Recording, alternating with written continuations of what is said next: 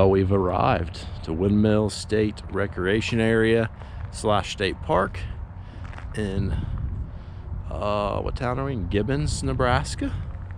Nice place, it's empty. There's about 6 other people here. Nice green area. Plenty of grass to walk the dogs in. Back end sites are pretty short, but we got one of these pull through kind of deals.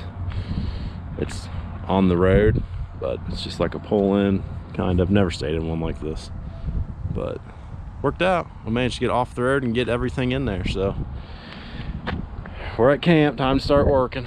First chore, clean that windshield. I don't know why, I just can't stand when that windshield is covered in bugs. So get that bad boy cleaned up, and then we'll give a tour, or I'll give a tour, or a combo of us will give a tour on the new rig, let you guys see it all. So let's get to scrubbing.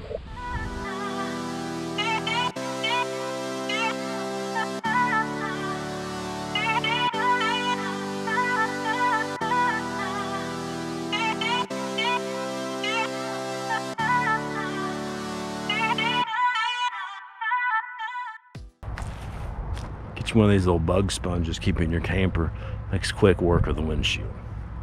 And the earlier you scrub them bugs off, the better off you're gonna be, because they don't have time to harden and like solidify on there. So I had 2 days worth of driving, 2 days worth of bugs. Windshield's getting pretty dirty. About 5 minutes worth of scrubbing, we're good. We'll go back with some spray away and make it nice, pretty and neat, or nice and neat and pretty. There we go.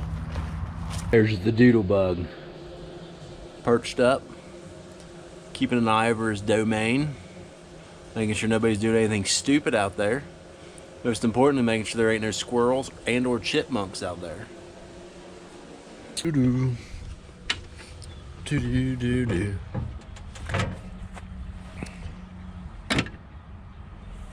Well, here we are at the very nice Windmill Recreation Area. Site 23, I believe. Yeah. Cut the rig in here. Electric only. No water, no sewer. There's water spigots in each lane though. So, I guess this is probably the point of the video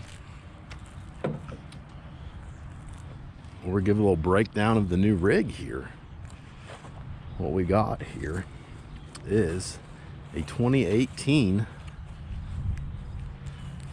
Entegra Anthem 44B, I believe. I'm pretty sure it's a B. I'm pretty positive it's a B.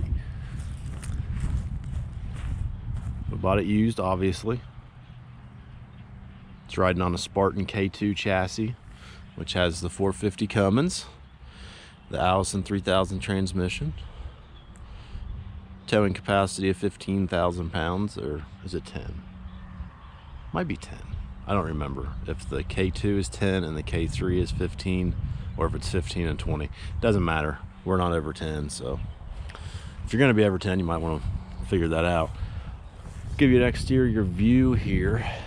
We were looking at both the Entegra, well, the Anthem primarily. Cornerstone was a little bit out of the range, out of the price range for us. We were looking at the Anthem and Newmar Dutch Stars. We looked at new ones actually first, and it seemed like the quality and the interior was a little nicer on the Integras, and we kind of like the styling of the Integras better. But I could be completely wrong on the quality side of things. But this is what we liked, and it all worked out. We ended up being able to purchase it just a few miles or a few hours from home, so that was nice. We'll start over here on the storage. First bay here is just a little storage area. It's all the junk: hoses, sewer hose, water hose, extra power cord, chains, locks, that sort of stuff. Bay number 2, pull out storage, pass through can pull it out on either side. It is manual pull out. It's not push button. I think the Cornerstone might have push button on it. I'm not sure. Third bay is also a pull-out storage bay. As you can see, we got her pretty loaded down. Electric, along with your aqua hot. And then the last bay on this side is your wet bay. Water hookup, exterior shower or hose, whatever you want to consider it. Kind of does have a macerator. Got your tank drains. Check your battery, fresh water capacity, and your gray and black tanks out here as well. Does have a built-in hose on a reel. Just hit this button, it'll retract and release it. So you can see I got my hose running into my black tank for my flush. When I dump my tanks, I just turn that on right there and it flushes out my black tank for me. Open this, you get pretty good access to your valves, which is nice because sometimes on those cable valves they can get pretty sticky and they don't seal all the way, so it's good to be able to get back there pretty easily. A side mounted radiator for our Cummins. There's the exterior rear view. Engine bay, not much to really see in there. This bike lift was actually already on here, kind of worked out perfectly. It's a Hydro lift, I believe. Yes, hydroliftusa.com. I believe it has an 800-pound capacity, but works out pretty good in this situation. Got her bike, which is nice when you're going out to the mountains because you never know what kind of roads you're going to be on. With that though, you can see they do extend the hitch out a little bit for the Hydro lift, but it's not quite far enough because you got to worry about this hitting the front of your tow vehicle.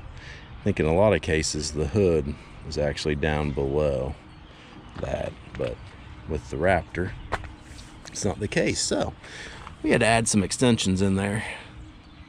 Looks a little questionable, but it's been used for about 1,500 miles, and knock on wood, we haven't had any issues with it yet. So onto the tow bar, using the Blue Ox tow system. Got the Ford Raptor 2020 crew cab.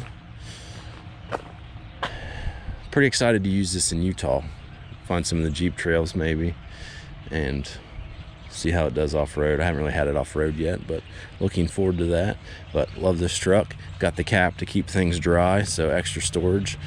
Carry my air compressor, my firewood, dog strollers in there, that sort of thing. But definitely gives you some extra dry storage for those things you don't really need very often. Load the back of the truck down with bikes. Got a mountain bike and a road bike in there, and Cheryl's got her road bike in there, so we're good there. And moved to the back, we got the kayak rack on the rear of the Ford Raptor. So that's a look at that whole rear setup there. Like I said, kind of all worked out that Hydro lift was already on there, because originally I planned on putting the bike in the bed of the truck, and that would have eliminated the wrap or the shell, the cap, yes, shell, cap, whatever you want to call it. So we move over this side. Got def access right here. You also have def access on the other side, and you have fuel access on both sides up front. I do wish the def fill and the diesel fill were in the same area and not one at the front, one in the back. Chassis batteries, that is for the Hydro lift for sure. Some other filters, things like that. That's your switch to open your engine bay.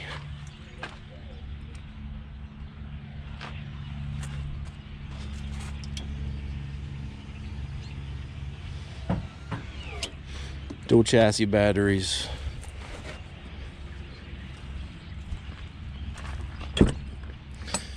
Riding on brand new Toyos. We got 295s on the rear on this unit, 315s on the front. Had Michelin's on it. They were date code 17, and so 5 years old. They looked good, but we decided to just go ahead, replace them, be done with it. Went with the Toyos. From what I read in the forums, they seem to ride pretty good, and they're about $2 to $3 grand cheaper than the Michelin's, I believe. And I think the Michelin 295s are not available, so that's how we ended up with the Toyos. This rear compartment over here is going to be your freshwater tank. A little bit of storage shelf there, freshwater fill. You also can fill on the other side for freshwater. So there's one good thing about these coaches. They seem to, all your fills, your diesel, your def, your water, you can access it from either side. This compartment's going to get you into the rear of your under bay storage. Have all your fuses down here, or your switches, inverter slash charger 1 and 2, and then all your switches for your different electrical components.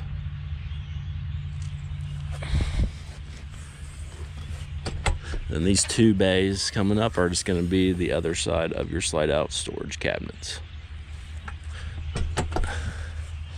And the front compartment is one of the most surprising things to me, because we first bought this and I did not think we were going to like it at all, and I absolutely love it.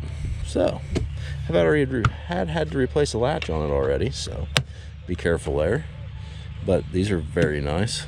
We put all our extra drinks in there, and it's cool because you can set it at fridge temperature or freezer temperature, depending on what you need it for. So that pretty much wraps it up for the exterior. There's Doodle. And now we will move on to the inside. Well, here we are. It is about 3.5 weeks later from what you were just watching, because the camper was, and I quote, too messy to give the inside tour while we were out on trip. So we were back home, but I'm going to give you guys the inside view now. And then we're going to be back in Nebraska, heading to Utah. So let's start the inside tour. We'll start right here in the front. Perhaps one of the best things about the Class A, the ride, the comfort of traveling. We have these amazing, comfortable, reclining, swiveling chairs. Cheryl sits over here with the dogs, kicked back, reclined. When we're stopped, we can swivel them around, and they're part of the living area. And you move over to the cockpit control module here. Got 2 screens for your navigation, your cameras, your Vega Touch, your radio, your entertainment, that sort of thing. Pretty basic on the steering, gauges, small digital display up there for all your information. Transmission controls, which I do wish that was over on that side. Move over to this side. You have all your light controls, your air ride, your equalizer system up here, more lights, engine braking, pedal retract, tag axle dump, all those goodies. You move into the important stuff here. So we did want the fire pit, which we got. Very happy to have that. It's a nice little heater. If there's a little nip in the air in the morning, fire that baby up and it clears that right up. TV entertainment section there. All your boxes, DirecTV, DVD player, and a bunch of other boxes. I'm not even sure what they do. Dinette, which is also what we wanted. However, we'd probably change that at this point in time. Probably would go with the chair table option. But we're also talking about maybe having that taken out and getting something custom kind of made, 2 chairs with kind of a desk on one side, something of that nature. Residential refrigerator, very nice. Cheryl's very happy to have her ice machine and her filtered water out of the fridge. Moving over to this side, 3-seater couch. We got the dog blanket spread out on it right now. Console that we could probably do without. It kind of just seems to get in the way. It does have pretty good storage in it though. Each one of these recliners, push button, electric recline. They don't seem to come out far enough though. Like they just kind of come out enough to be like that when they need to come out and be like that. But there is no pull out secondary sofa sleeper for guests in this unit. It's mainly set up for 2 people. Move into your galley. You got plenty of storage, plenty of cabinet storage, more storage underneath with a pull out, give you some extra counter space. A huge pull out drawer there under the sink. Everything is chocked full right now, so it's not exactly pretty. Dishwasher. That does tend to open while we're driving, so it's bungeed onto that just to keep it from really slamming out. Induction cooktop. I would prefer a gas cooktop, but there's no propane on this unit. It's all diesel and or electric. Nice convection microwave. Plenty big enough, residential size, fit anything you need to in there. Move over to the control panel. Control everything from here. Inverter generator, light settings, outside lights, awnings, slides, lights in the bathroom, bedroom lighting, shades, lights, all throughout the coach. Push one button, all the shades go down. That's awesome. Audio, AV controls, and then of course your heat AC controls there as well. Bath and a half floor plan. Only way we would go. Nice half bath. Plenty of room. Plenty of room to stretch out there if you're using the commode. Moving back towards the master, you have vent fan controls for that vent right there. Moving back into the bedroom, you have king size bed, nightstands on both sides. That's a must. Vent windows on either side of the bed on the slide, also a must. After you don't have those, you realize how important they are. Under bed storage along with the slide motor in case you need to access that. A nice sliding door to close you off if you have any guests out front. They can be out front with their half bath. You can be back here with your master bath. Control panel, lights, shades, that sort of thing for your bedroom. TV, nice amount of cabinetry there under the TV. Emergency exit window. With that open, the 2 slide windows next to the bed and the ceiling fan on, you can get a pretty good breeze going in here. So plenty of storage cabinet in the bedroom. Step back into the bedroom, or the bathroom, I'm sorry. Not sure why Entegra does this odd color vanity setup in every coach that they do. Doesn't really match anything, but they just seem to keep rolling with it. And apparently it's working for them, so. Plenty of bathroom vanity storage cabinets, along with a tri-section mirror. Each one's a cabinet there. Plenty of upper vanity space. Move over to the shower, plenty big enough. I'm 6'3", get in there just fine, move around, stretch out, get a good soaking in. The new ones do have a square instead of this chamfered shower door, which we like better, but hey, we had to sacrifice somewhere. Toilet number 2 back here in the master. Toilets in here are more residential as opposed to your normal camper toilet.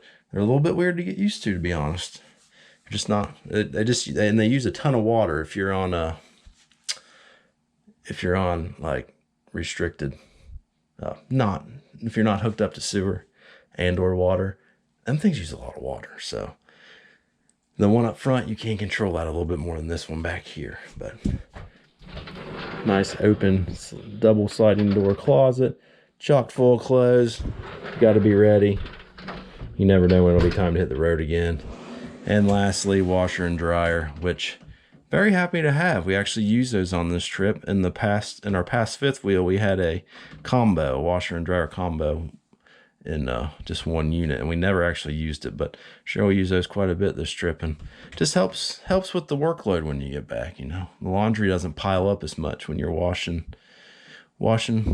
clothing when you have full hookups and that sort of thing. So